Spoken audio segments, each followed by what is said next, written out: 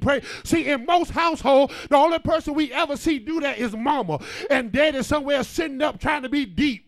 And you don't understand that it's the man that's the head of the house. And when she see that the daddy is walking, and God, I thank you. And God, I give my children to you. And God, my check belongs to you. This house is yours. The car we have is yours. The dogs we have in the backyard is yours. The fish in the fish tank is yours. God, everything I have is yours. I give your name the glory. I give your name the praise. Then when it's time for her to get married, when the Negro come like this, come on, hey boo, what's your name? Can I get your number?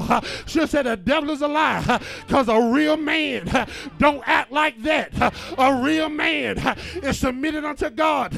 A real man pay his tithes. A real man serve his pastor. A real man, I said a real man is submitted to the church. I said a real man. Sit on down.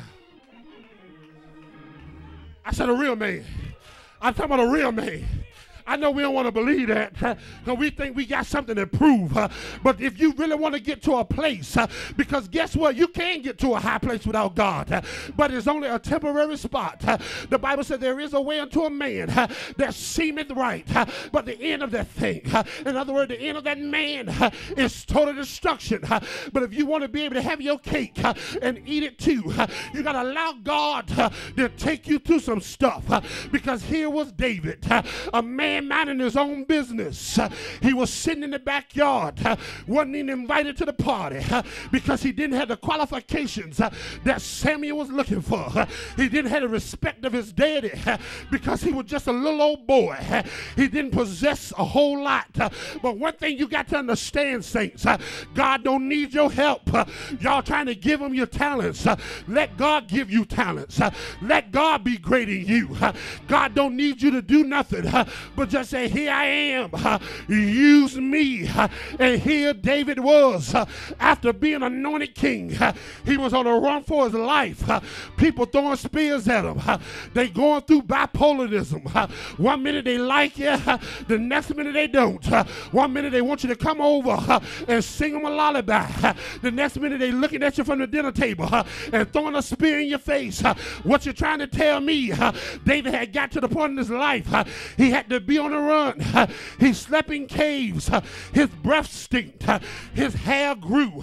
He hadn't had a pedicure, hadn't had a manicure, hadn't had a bath in a long time.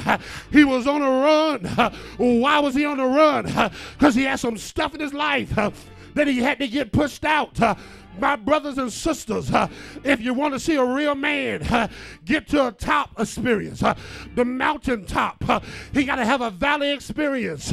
In other words, before you can be built up, God got to tear you down. Oh, bless his name.